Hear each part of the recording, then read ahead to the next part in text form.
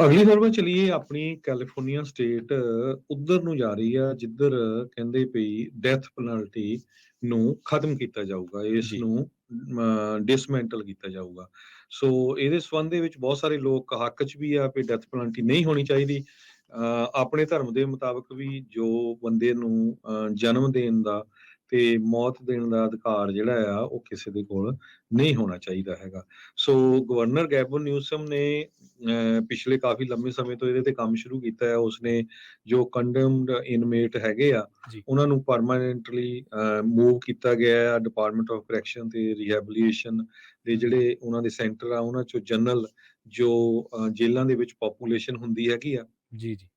ਤੇ ਕਹਿੰਦੇ ਪਈ ਪਿਛਲੇ ਦਿਨਾਂ ਦੇ ਵਿੱਚ 45 ਡੇ ਪਬਲਿਕ ਕਮੈਂਟ ਪੀਰੀਅਡ ਰੱਖਿਆ ਗਿਆ ਸੀ ਪਬਲਿਕ ਹੀਅਰਿੰਗ ਦਾ ਮਾਰਚ ਮਹੀਨੇ ਦੇ ਵਿੱਚ ਜੀ। ਤੇ 671 ਦੇ ਕਰੀਬ ਡੈਥ ਰੋ ਇਨਮੇਟਸ ਹੈਗੇ ਕੈਲੀਫੋਰਨੀਆ ਜਿਨ੍ਹਾਂ ਚੋਂ 650 ਬੰਦੇ ਆ ਤੇ 21 ਲੇਡੀਜ਼ ਹੈਗੀਆਂ ਵੱਖ-ਵੱਖ ਜੇਲ੍ਹਾਂ ਦੇ ਵਿੱਚ ਆ। CDCR ਇਹਨਾਂ ਦੇ ਮੁਤਾਬਕ ਸੈਗਰੀਗੇਸ਼ਨ ਨੂੰ ਉਹ ਖਤਮ ਕਰਨ ਜਾ ਰਹੇ ਆ। 2019 ਦੇ ਵਿੱਚ ਗਵਰਨਰ ਨਿਊਸਮ ਨੇ ਮੋਰਟੋਰੀਅਮ ਲਾਤਾ ਸੀ ਐਗਜ਼ੀਕਿਊਸ਼ਨਸ ਦੇ ਉੱਤੇ ਜੀ। ਤੇ ਹੁਣ ਕਹਿੰਦੇ ਪਈ ਜੋ ਵਿਕਟਮਸ ਦੀਆਂ ਫੈਮਲੀਆਂ ਆ 70% ਉਹ ਤਾਂ ਕਹਿੰਦੇ ਆ ਵੀ ਇਹਨਾਂ ਨੂੰ ਜਿਹੜੀ ਆ ਸਜ਼ਾਏ ਮੌਤ ਦੇ ਦੇਣੀ ਚਾਹੀਦੀ ਆ ਜਿਹਨੂੰ ਹੋਈ ਆ ਜੀ, ਜੀ। ਉਹਨਾਂ ਨੂੰ ਕਰਨਾ ਚਾਹੀਦਾ। ਪਰ ਬਹੁਤ ਸਾਰੀਆਂ ਜੋ ਆਰਗੇਨਾਈਜੇਸ਼ਨਸ ਆ ਸਿਵਲ ਲਿਬਰਟੀ ਯੂਨੀਅਨਸ ਆ ਉਹ ਫਾਈਟ ਕਰ ਰਹੀਆਂ ਵੀ ਇਸੇ ਤਰ੍ਹਾਂ ਇੱਕ ਡੈਥ ਪੈਨਲਟੀ ਫਾਰਮ ਹੈਗਾ ਵੀ ਸਾਨੂੰ ਅਮਰੀਕਾ ਦੇ ਵਿੱਚ ਡੈਥ ਪੈਨਲਟੀ ਖਤਮ ਕਰਨੀ ਚਾਹੀਦੀ ਹੈਗੀ ਆ। ਜੀ, ਜੀ। ਕੈਲੀਫੋਰਨੀਆ ਤੋਂ ਬਿਨਾਂ ਹੋਰ ਵੀ ਕਈ ਸਟੇਟਾਂ ਹੈਗੀਆਂ ਜਿੱਥੇ ਡੈਥ ਪੈਨਲਟੀ ਨੂੰ ਖਤਮ ਕੀਤਾ ਗਿਆ ਹੈਗਾ। ਜੀ। ਅਗਲੀ ਖਬਰ ਚਲੀਏ ਆਪਣੀ ਕੈਲੀਫੋਰਨੀਆ ਸਟੇਟ ਉਧਰ ਨੂੰ ਜਾ ਰਹੀ ਆ ਜਿੱਧਰ ਕਹਿੰਦੇ ਪਈ ਡੈਥ ਪੈਨਲਟੀ ਨੂੰ ਖਤਮ ਕੀਤਾ ਜਾਊਗਾ ਇਸ ਜੀ। ਨੂੰ ਡਿਸਮੈਂਟਲ ਕੀਤਾ ਜਾਊਗਾ। ਸੋ ਇਹਦੇ ਸੰਬੰਧ ਦੇ ਵਿੱਚ ਬਹੁਤ ਸਾਰੇ ਲੋਕ ਹੱਕ 'ਚ ਵੀ ਆ ਵੀ ਡੈਥ ਪੈਨਲਟੀ ਨਹੀਂ ਹੋਣੀ ਚਾਹੀਦੀ। ਆਪਣੇ ਧਰਮ ਦੇ ਮੁਤਾਬਕ ਵੀ ਜੋ ਬੰਦੇ ਨੂੰ ਜਨਮ ਦੇਣ ਦਾ ਤੇ ਮੌਤ ਦੇਣ ਦਾ ਅਧਿਕਾਰ ਜਿਹੜਾ ਆ ਉਹ ਕਿਸੇ ਦੇ ਕੋਲ ਨਹੀਂ ਹੋਣਾ ਚਾਹੀਦਾ ਹੈਗਾ।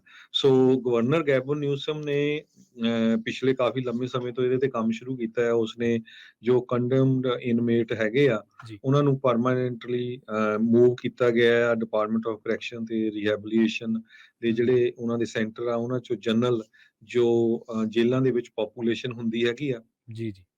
ਤੇ ਕਹਿੰਦੇ ਪਈ ਪਿਛਲੇ ਦਿਨਾਂ ਦੇ ਵਿੱਚ 45 ਡੇ ਪਬਲਿਕ ਕਮੈਂਟ ਪੀਰੀਅਡ ਰੱਖਿਆ ਗਿਆ ਸੀ ਪਬਲਿਕ ਹੀਅਰਿੰਗ ਦਾ ਮਾਰਚ ਮਹੀਨੇ ਦੇ ਵਿੱਚ ਜੀ। ਤੇ 671 ਦੇ ਕਰੀਬ ਡੈਥ ਰੋ ਇਨਮੇਟਸ ਹੈਗੇ ਕੈਲੀਫੋਰਨੀਆ ਜਿਨ੍ਹਾਂ ਚੋਂ 650 ਬੰਦੇ ਆ ਤੇ 21 ਲੇਡੀਜ਼ ਹੈਗੀਆਂ ਵੱਖ-ਵੱਖ ਜੇਲ੍ਹਾਂ ਦੇ ਵਿੱਚ ਆ।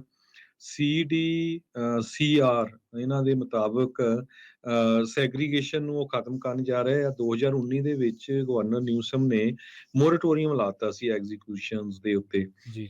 ਤੇ ਹੁਣ ਕਹਿੰਦੇ ਪਈ ਜੋ ਵਿਕਟਮਸ ਦੀਆਂ ਫੈਮਲੀਆਂ ਆ 70% ਉਹ ਤਾਂ ਕਹਿੰਦੇ ਆ ਵੀ ਇਹਨਾਂ ਨੂੰ ਜਿਹੜੀ ਆ ਸਜ਼ਾਏ ਮੌਤ ਦੇ ਦੇਣੀ ਚਾਹੀਦੀ ਆ ਜਿਹਨੂੰ ਹੋਈ ਆ ਜੀ, ਜੀ। ਉਹਨਾਂ ਨੂੰ ਕਰਨਾ ਚਾਹੀਦਾ। ਪਰ ਬਹੁਤ ਸਾਰੀਆਂ ਜੋ ਆਰਗੇਨਾਈਜੇਸ਼ਨਸ ਆ ਸਿਵਲ ਲਿਬਰਟੀ ਯੂਨੀਅਨਸ ਆ ਉਹ ਫਾਈਟ ਕਰ ਰਹੀਆਂ ਵੀ ਇਸੇ ਤਰ੍ਹਾਂ ਇੱਕ ਡੈਥ ਪੈਨਲਟੀ ਫਾਰਮ ਹੈਗਾ ਵੀ ਸਾਨੂੰ ਅਮਰੀਕਾ ਦੇ ਵਿੱਚ ਡੈਥ ਪੈਨਲਟੀ ਖਤਮ ਕਰਨੀ ਚਾਹੀਦੀ ਹੈਗੀ ਆ। ਜੀ, ਜੀ।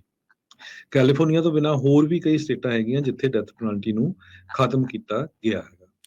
ਜੀ।